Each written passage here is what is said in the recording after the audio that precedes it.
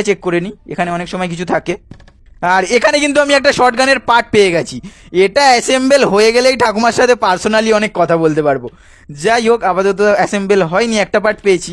এখানে অনেক সময় কিছু থাকে, আপাতত কিছু নেই কারণ আমি খেলছি তো, না থাকারই কথা। তো এবার ওপরটা গিয়ে চেক করে নেব।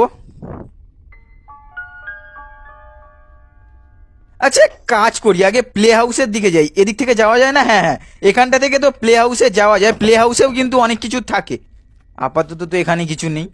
আর প্লে হাউসের দিকটা থেকেও আমি রুমে যেতে পারবো, তো একেবারে প্লে হাউসটাও চেক হয়ে যাবে। প্লিজ এখানে কিছু দিয়ে দে, পুরোপুরি ফাঁকা। ওয়াও, যাই হোক কোনো ব্যাপার না, এদিক থেকে আমি রুমের দিকটাতে চলে যাব।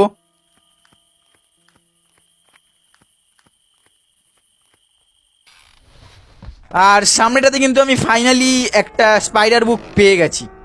ও ফাইনালি কিছু তো পেলাম। তো স্পাইডার বুকটাকে নিয়ে গিয়ে কিন্তু জায়গা মতো সেট করে দেবো, কারণ কাজ ফেলে রেখে কী বালাপ। আর সামনেই কিন্তু ঠাকুমা চলে এসেছে। যাই হোক কোনো ব্যাপার না, আস্তে আস্তে টুকটুক করে কিচেনটা চেক করতে করতে চলে যাই। কিছু আছে এখানটাতে? তো ফাঁকা। এখানে কিছু আছে? আপাতত দেখতে পেলাম না, পরে এসে ভালো করে চেক করে নেব। এবার এখানটাতে লিভারটা টেনে দিই, আর এখানটাতে কিন্তু স্পাইডার বুক সেট করার জায়গাটা খুলে গেছে। তো চলো, এখানটাতে ঠাকুমা কিন্তু পেছন পেছন আসছে, আর এখানটাতে ট্র্যাপও ফেলে গেছে। কোনো ব্যাপার না, আমি আস্তে করে এখানটাতে ঢুকে যাই। আর এখানটাতে তো কিছু নেই, এ পাশটাতে প্লিজ যেন কিছু থাকে। তো চলো, এখানে কিন্তু শর্ট গানের একটা পার্ট আমি পেয়ে গেছি।